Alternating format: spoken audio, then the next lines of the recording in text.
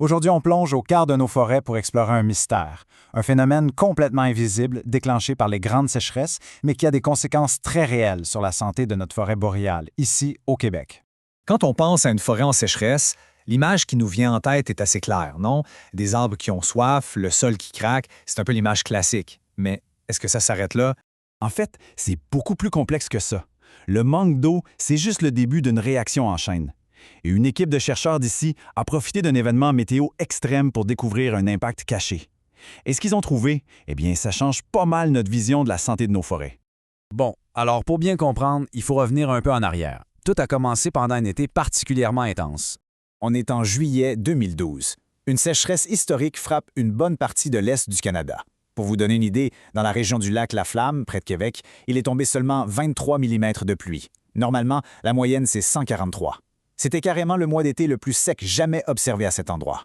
Évidemment, c'est un coup très dur pour la nature. Mais pour la science, c'était une occasion unique. La forêt est devenue en quelque sorte un immense laboratoire à ciel ouvert. Ça a permis d'observer en direct ce qui arrive quand un écosystème est poussé à sa limite absolue. OK, mais concrètement, comment on fait pour écouter ce que la forêt a à dire? Qu'est-ce que les scientifiques ont fait pour comprendre? Bien, ils ont mené l'enquête. Mais avant de voir leur méthode, il faut juste clarifier un petit concept clé. C'est la notion d'éléments nutritifs. Le plus simple, c'est de voir ça comme les vitamines de la forêt. Tout comme nous, on a besoin de vitamines et de minéraux pour être en santé, les arbres, eux, ont besoin de choses comme le potassium, le calcium ou le magnésium. C'est vital pour leur croissance et leur résistance. Leur méthode était assez simple en apparence, mais très astucieuse. Premièrement, ils ont collecté l'eau de pluie pour savoir ce qu'elle contenait. Deuxièmement, ils ont recueilli l'eau qui, après la pluie, s'égoutte à travers les feuilles des arbres. Et finalement, c'est là que tout s'est joué. Ils ont comparé ce qu'il y avait dans ces deux eaux sur plusieurs années, en incluant la période de la fameuse sécheresse. Et c'est en faisant cette comparaison que les chercheurs sont tombés sur quelque chose de complètement inattendu. Les résultats étaient bien au-delà de ce qu'on pouvait imaginer. Le cœur de la découverte, le voici.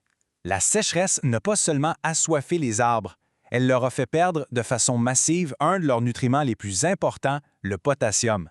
Et le chiffre qui a vraiment sonné l'alarme, c'est celui-ci, 29,1 mg par litre.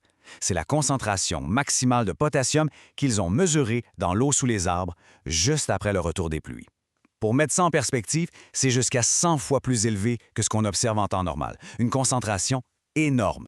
Alors, comment est-ce que c'est possible? En fait, le manque d'eau prolongée a causé ce qu'on appelle un stress hydrique. C'est une façon de dire que les arbres ont eu extrêmement soif pendant trop longtemps. Ce stress a fini par endommager les cellules dans leurs feuilles. C'est comme si la sécheresse avait créé une brèche dans leur armure. Et dès que la pluie est revenue, les arbres se sont mis à fuir leurs propres vitamines.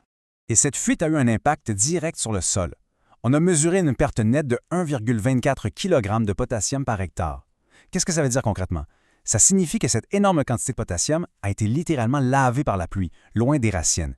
Elle a quitté l'écosystème, perdu pour de bon pour les arbres. Et voici le point qui est vraiment frappant. Cette perte de 1,24 kg par hectare qui s'est produite en quelques mois à peine, eh bien, ça équivaut aux pertes normales de potassium sur près de 20 ans. Un seul événement de sécheresse a fait perdre à la forêt l'équivalent de 2 décennies de cet élément nutritif vital. Évidemment, une découverte comme celle-là soulève des questions assez importantes pour l'avenir de nos forêts, surtout dans le contexte des changements climatiques. Pourquoi c'est si préoccupant cette perte de potassium? C'est parce que le potassium joue un rôle crucial dans la capacité des arbres à bien gérer l'eau. Alors, en perdant, ils s'affaiblissent et deviennent moins résistants aux prochaines sécheresses. C'est un vrai cercle vicieux. Alors, si on résume, ce qu'il faut retenir, c'est que cette fuite de nutriments rend nos forêts plus fragiles. C'est un affaiblissement qui s'ajoute à tous les autres stress qu'elles subissent déjà, comme les feux ou les coupes. Bref, c'est une nouvelle vulnérabilité qu'on vient de découvrir, une conséquence indirecte et invisible des changements climatiques qui pourrait avoir des impacts bien visibles à long terme. Tout ça nous laisse donc avec une grande question. Maintenant qu'on comprend mieux ce mécanisme caché, comment peut-on adapter notre gestion des forêts pour les aider à conserver leurs nutriments essentiels et à mieux résister à un avenir où les sécheresses extrêmes risquent de devenir plus fréquents? La forêt nous a parlé et il est temps de l'écouter.